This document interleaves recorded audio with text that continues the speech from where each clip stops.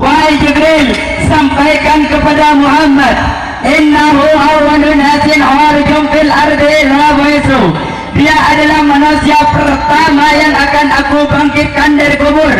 Fasayyiduhum ila jami'u, dan menjadi pemimpin seluruh manusia kelak pada hari kiamat. Wabashirhu, ya Jibril, dan sampaikan padanya wahai Jibril, innal jannata muharramatun 'alal umam qabla an tadkhuluha ummatuh. Sesungguhnya surga aku haramkan dimasuki oleh siapapun sebelum surga dimasuki oleh umat Muhammad.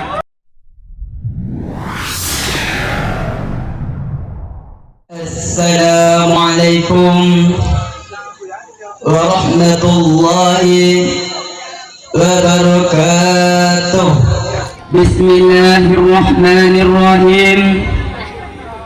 Alhamdulillahilladzi ja'ala al-qalama lil-kitabah wal-kitaba lil-qira'ah wal-qira'ata lil-ma'rifah wal-ma'rifata lil-ibadah wal-ibadata lillahi ta'ala. Summa as-salatu was-salamu ala rasulillah Muhammad ibn Abdillah wa ala alihi wa sahbihi wa mawalah, amma ba'du. Yang saya hormati dan ta'zimi pengasuh Pondok Pesantren Al-Fawz Wal-Nuri yang mulia Kiai Haji Adnan Muhammad Asfir MM beserta keluarga besarnya, teman-temanku yang saya cinta sayangi. Pertama-tama marilah kita aturkan puji syukur kehadirat Allah Subhanahu wa taala, yang mana karena berkat rahmat dan nikmat yang diberikan kepada kita sehingga kita bisa bermutawajjah, bisa beradu pandang dalam rangka haflatul imtihan.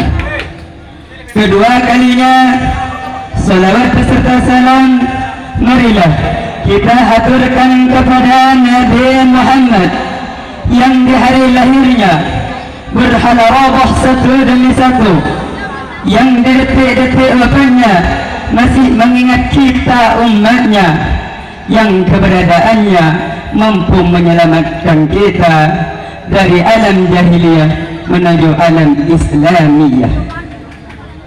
Hadirin rahimakumullah, pada kesempatan ini di haflatul imtihan tahun ini saya akan menyampaikan pidato tentang detik-detik wafatnya Nabi Muhammad sallallahu alaihi wasallam.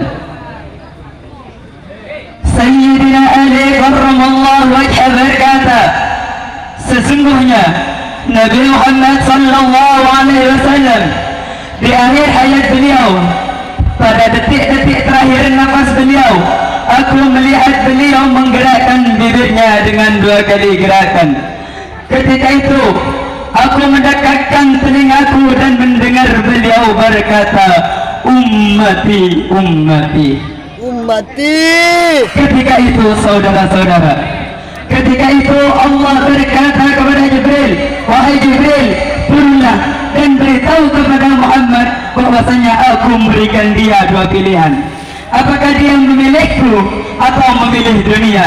Kalau dia memilih dunia, akan aku panjangkan umurnya, dan jika dia memilihku, sampaikan padanya akan datang kematiannya pada hari ini.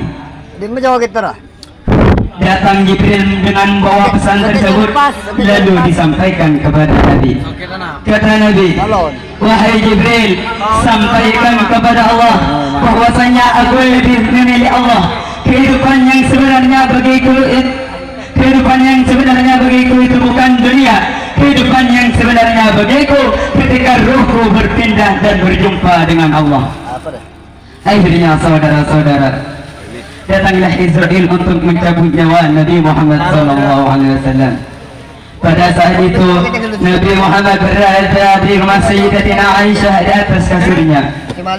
Ketika itu datanglah Israel Israel pun izin untuk mencabut nyawa Nabi Muhammad. Apa kata Nabi yang pada saat itu ditemani oleh Jibril? Ya Khalil Jibril, wahai kekasihku Jibril, aku belum puas meninggalkan umatku sebelum diberi jaminan oleh Allah. Pergi Jibril menemui Allah, dan Allah berkata kepada Jibril, Bashirhu ya Jibril, innahu awwalu nasin kharijun fil ardi la baisu wa sayyiduhum ila jami'u wa bashirhu innal jannata muharramatun 'alal umam qabla an tadkhuluha ummatuh. Wahai Jibril, sampaikan kepada Muhammad, innahu awwalu nasin kharijun fil ardi la baisu, dia adalah manusia pertama yang akan aku bangkitkan dari kubur. Wasayyiduhum ila jami'u, dan menjadi pemimpin seluruh manusia kelak pada hari kiamat. Wabashirhu ya Jibril, dan sampaikan padanya wahai Jibril, innal jannata muharramatun 'alal umam qabla an tadkhuluha ummatuh. Sesungguhnya surga aku haramkan dimasuki oleh siapapun sebelum surga dimasuki oleh umat Muhammad. Setelah mendapat jaminan umatnya selamat, Rasulullah kemudian pasrah dicabut nyawanya oleh malaikat Israel. Dan di saat nyawanya mulai dicabut, Rasulullah berkata, Mahada wa Israel, apa ini wahai Israel? Kemudian dijawab oleh malaikat Israel, ya Rasulullah, ini adalah syakaratul maut, ini adalah sakitnya di dalam kematian. Kemudian Nabi Muhammad mengangkat kedua tangannya dan berkata, La ilaha illallah, inna lil maut la syakarat, La ilaha illallah, inna lil maut la syakarat. Tidak ada Tuhan selain Allah, sungguh di dalam kematian ada syakaratul maut. Kemudian Nabi Muhammad berdoa, Allahumma hafif alayya syakaratul maut, ya Allah, ringankanlah syakaratul mautku ini ya Allah. Hadirin rahimakumullah, Nabi Muhammad yang salat sampai kakinya bengkak, yang salat sampai kakinya keluar nanah, masih merasakan sakit ketika dicabut nyawa. Bagaimana dengan orang-orang yang lalai dalam salatnya? Nabi Muhammad, manusia paling mulia, khair khalqillah, khairul liqa wa bahrul safa, masih merasakan sakit ketika dicabut nyawa. Bagaimana dengan para pendosa? Bagaimana dengan orang-orang yang durhaka kepada Allah? Ketika Nabi Muhammad meminta keringanan atas syakaratul mautnya, dijawab oleh malaikat Israel, ya Rasulullah, ini aku sudah ringankan 70 kali ya Rasulullah. Kemudian Nabi Muhammad menoleh dan berkata, apa Israel, engkau telah ringankan 70 kali keringanan? Iya ya Rasulullah, sungguh aku tidak pernah mencabut nyawa seorang hamba lebih lembut dari cara mencabut nyawamu. Kemudian Nabi Muhammad menangis dan berkata, 70 kali keringanan rasanya masih sakit, bagaimana engkau mencabut nyawa umatku ya Israel? Allah yang diingat siapa? Umatnya. Engkau mencabut ringan seperti ini rasanya masih sakit, bagaimana engkau mencabut nyawa umatku ya Israel? Dijawab oleh malaikat Israel, umatmu manusia biasa, ya aku cabut begitu saja ya Rasulullah. Nabi Muhammad menangis.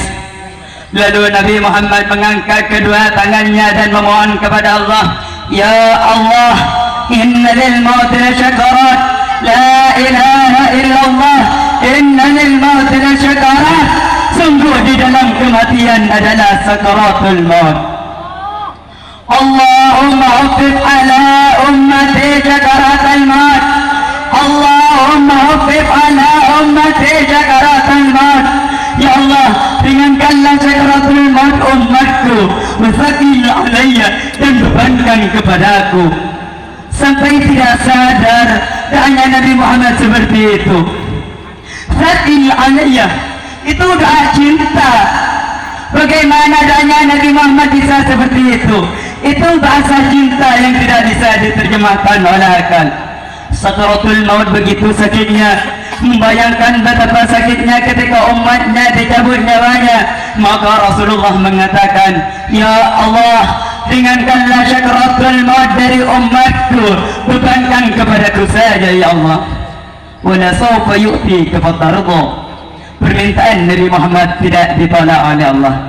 Dan benar saja sakaratul maut kita ditahan oleh Rasulullah, sakaratul maut kita ditanggung oleh Rasulullah, sehingga digambarkan oleh Imam Bukhari ketika Nabi Muhammad dicabut nyawanya, yang pada saat itu berada di pangkuan Siti Aisyah.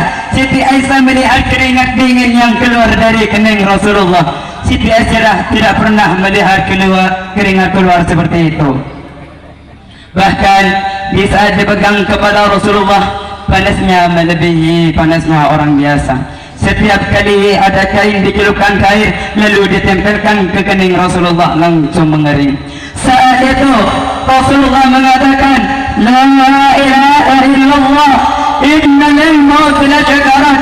Lalu Nabi Muhammad berpesan dengan banyak pesan, dan di antara pesan beliau, akrim minni salam ala ummati, akrim minni ala ummati salam, wa man tabi'ani ila yaumil qiyamah.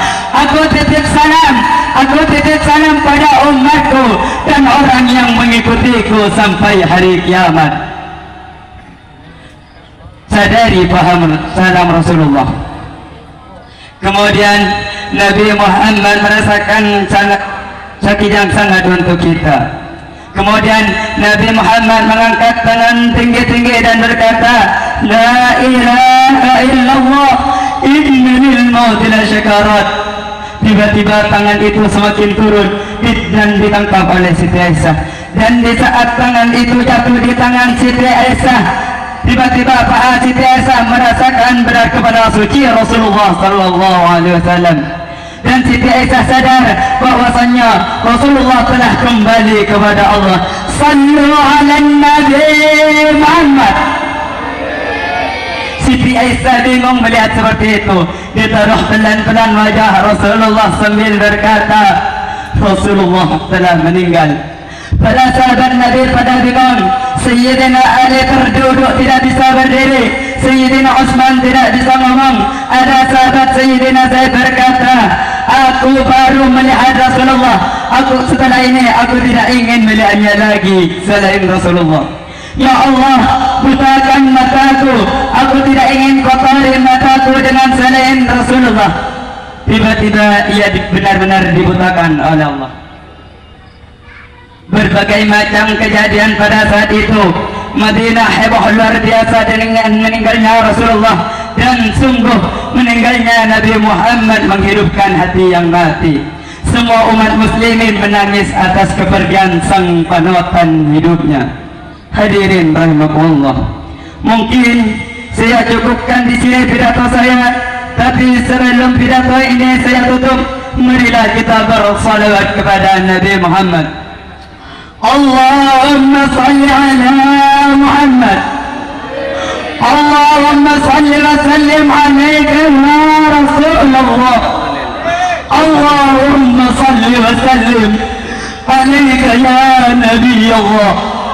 أخيرا وبالله التوفيق والهداية والرضا والعناية ثم السلام عليكم ورحمة الله وبركاته.